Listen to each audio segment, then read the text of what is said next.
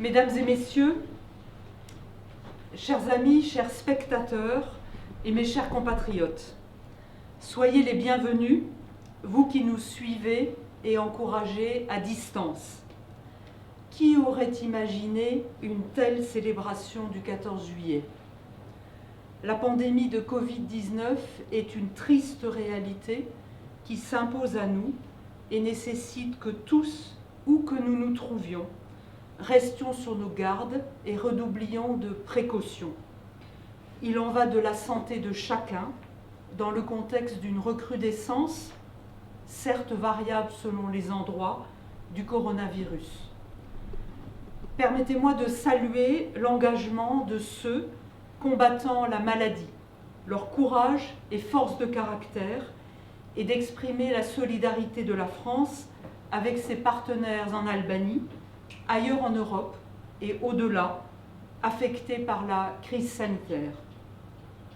Vous le savez, notre solidarité avec nos partenaires dépasse les mots, même s'ils comptent, puisque notre solidarité se traduit en actes dans le cadre de l'Union européenne et aux Nations unies, notamment à l'Organisation mondiale de la santé, l'institution spécialisée compétente. En France, le 14 juillet aura lieu à Paris une cérémonie militaire montrant l'unité et la solidarité de la nation tout entière, et le 11 novembre, la 3e édition du Forum de Paris sur la paix aura pour fil conducteur rebondir vers un monde meilleur. Il s'agit de rassembler tous les acteurs de la gouvernance mondiale autour de solutions concrètes et de nouvelles formes d'action collective pour reconstruire et mieux le faire en s'efforçant de concilier production et climat dans le droit fil de l'accord de Paris de 2015. Il s'agit aussi de faire fond sur la jeunesse par l'instruction, la formation et l'emploi. Nous y travaillons ici, comme le montrent, malgré la pandémie, les progrès constants de la coopération universitaire franco-albanaise, ou ceux dans le domaine de l'urbanisme et de l'aménagement du territoire, l'aménagement durable du territoire, à Tirana ou Durrës, avec l'aide et le soutien de grandes régions françaises, telles Sud, Provence-Alpes, Côte d'Azur et Auvergne-Rhône-Alpes. Notre objectif, je l'avais évoqué le 14 juillet 2019, est de contribuer à forger ici même un avenir à la jeunesse albanaise. Puis, il s'agit de reprendre, autant que faire se pourra, les rênes de notre destin collectif sur notre continent, notamment en Europe. Ces derniers mois furent rudes pour l'Albanie et son peuple, avec la succession de catastrophes, à commencer par la série de tremblements de terre et celui mortel du 26 novembre 2019.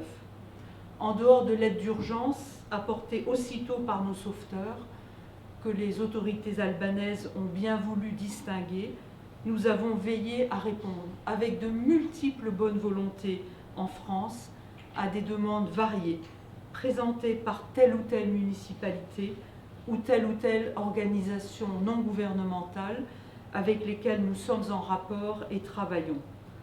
Quant à la pandémie, elle m'a incité à sillonner le pays pour donner, sans exclusive ni préférence politique, des masques barrières, quelques 50 000 à ce jour, à la faveur de l'initiative humanitaire de la société Marlotex de Berat, de son président directeur général M. Tosca, président du club d'affaires de Lyon, France-Albanie Business, FAB, de sa directrice générale Mme Chosé et de tout le personnel de cette belle entreprise textile. Quelques rayons de lumière ont également percé au cours de ces derniers mois. J'en citerai 3. En commençant par l'entrée en vigueur le 19 juin de l'accord intergouvernemental relatif aux activités de l'Agence française de développement en Albanie, 4 mois seulement après sa conclusion le 17 février, en marge de la conférence des donateurs de Bruxelles, par le Premier ministre, M. Rama, et le chef de la diplomatie française, M. Jean-Yves Le Drian. Après une négociation en bonne intelligence, je tiens à remercier tous ceux qui ont contribué à cette réussite, au gouvernement, au Parlement et à la présidence de la République. Deuxième illustration, le 25 mars fut prise la décision tant attendue d'ouvrir pour l'Albanie et la Macédoine du Nord les négociations d'adhésion à l'Union européenne. Renouvelé à juste titre, le projet de cadre de négociation est en discussion. Pour parler familièrement, la balle est dans le camp albanais sur toutes les questions pendantes, et il y en a. Troisième illustration, les responsabilités accrues prises par l'Albanie sur la scène internationale, dont témoigne la présidence en exercice de l'OSCE, l'Organisation pour la sécurité et la coopération en Europe, en 2020. À la différence de plusieurs de ses voisins, et non des moindres, l'Albanie s'évertue à suivre en tout point la politique étrangère et de sécurité commune, ce qui, croyez-moi, ne coule pas de source, et ce qui marque sa relation avec l'Union européenne et ses États membres, y compris alors que repart, grâce à M. Borrell, au président Macron et à la chancelière Merkel, le dialogue entre Serbie et Kosovo. Une telle politique est également de bon augure dans la perspective de plus hautes responsabilités, sans précédent, au sein du Conseil de sécurité des Nations Unies, à un siège de membres non permanents. Avant de conclure, j'ai à cœur de rappeler, tant ils furent ignorés, hélas, deux anniversaires.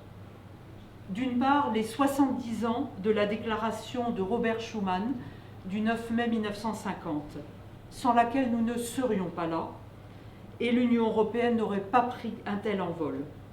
Et d'autre part, les 50 ans de la francophonie, née le 20 mars 1970 à Niamey. Notre printemps de la francophonie, cette année, était d'une grande ambition, à la hauteur de la dimension mondiale de la francophonie, et nos partenaires francophones, en Albanie et ailleurs, à qui j'exprime ma reconnaissance, y avaient pris leur part, mais la pandémie nous a arrêtés dans notre élan collectif. Au moins, sommes-nous parvenus à organiser un remarquable colloque archéologique international avec une belle mobilisation en Albanie, en Suisse, en Allemagne, en Grèce, en Italie, avec les écoles françaises d'Athènes et de Rome, colloque qui a souligné de façon savante l'actualité du patrimoine et ses promesses pour un tourisme de longue haleine axé sur le développement. Vive l'Albanie, vive Tirana, bon anniversaire et longue vie à la capitale, vive la France, vive l'Union européenne, viel Erfolg wünschen wir der deutschen Ratspräsidentschaft et vive les Nations Unies. Je vous remercie. Merci beaucoup.